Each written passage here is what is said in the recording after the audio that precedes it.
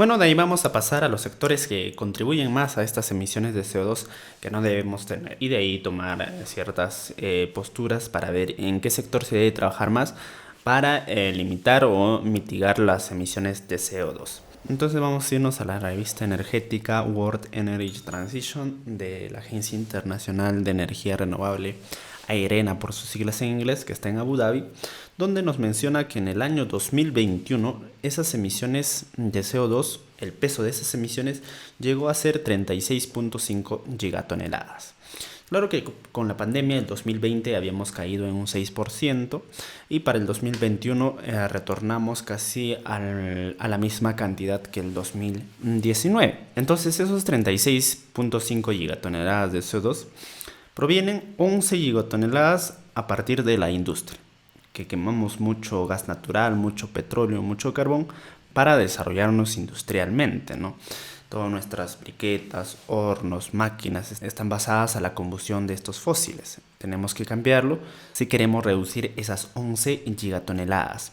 De ahí pasamos a un sector muy importante que son las centrales térmicas de generación. Este sector es el que más contamina. Y ustedes me dirán, pero si en el podcast pasado hablábamos de que la energía eléctrica que tenemos es renovable o tiene mayor participación de fuentes renovables. Sí, es cierto, pero en esta parte del planeta, no en Sudamérica. Pero si nos vamos a Asia o países europeos o Medios Orientes, su electricidad no es tan limpia que digamos, porque dependen en mayoría a los combustibles fósiles para generar electricidad. Por ejemplo, China, ¿no?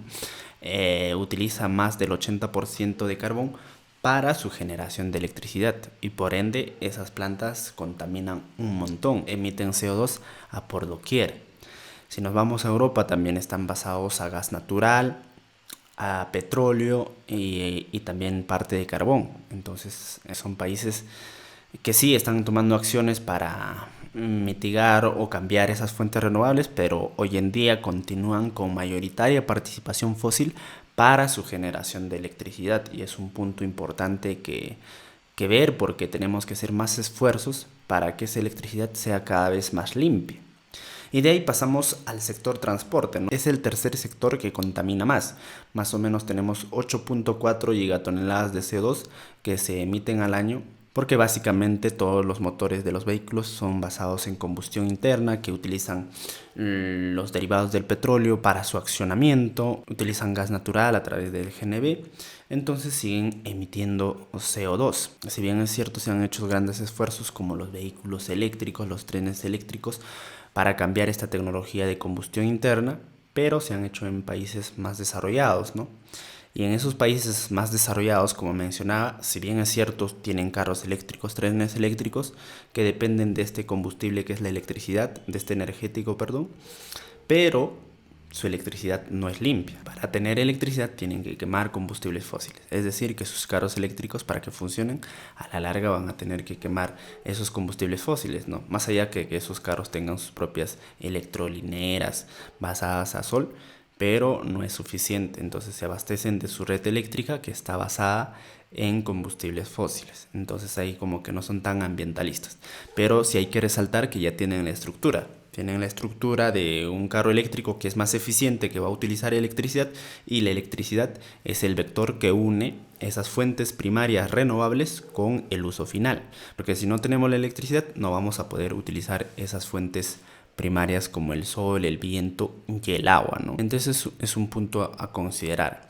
¿Dónde funcionarían los carros eléctricos o trenes eléctricos? Bueno, aquí en países de Sudamérica, ¿no? Donde su matriz eléctrica o su generación de electricidad está basada en renovables, más del 60, 80, 90% son a partir de fuentes renovables como el agua, el sol y el viento.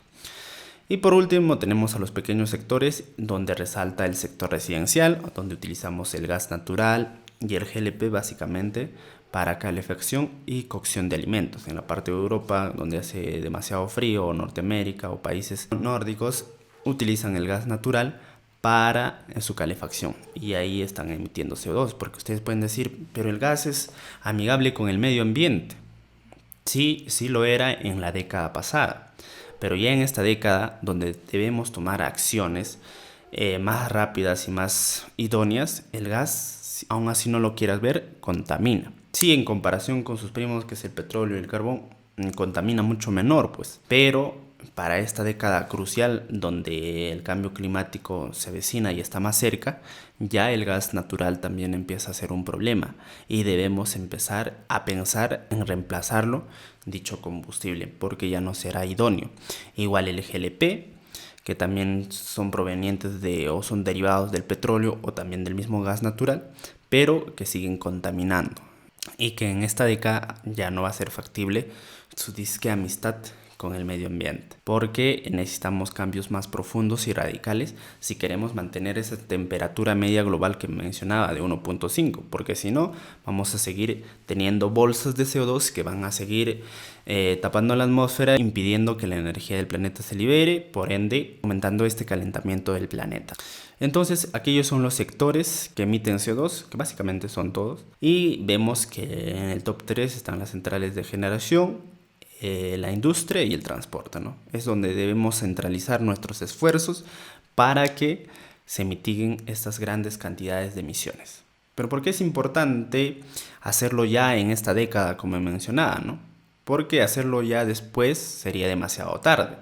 El objetivo, como mencionaba, es que al 2050 ya no haya emisiones de CO2, que sean cero. Ya este año debemos disminuir, aunque sea 1 gigatonelada menos en referencia al año 2022.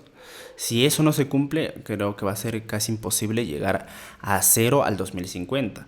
Y mucho peor, pues al 2040 ya es un sueño, muy sueño, porque no lo vamos a poder lograr. Al 2030 peor, ¿no? ¿Y por qué al 2050? Porque hasta el 2050 se ha proyectado que sí, pues podemos mantener esa temperatura al 2050 si se emite en pequeñas cantidades hasta llegar a cero y de esa forma mantener en 1.5.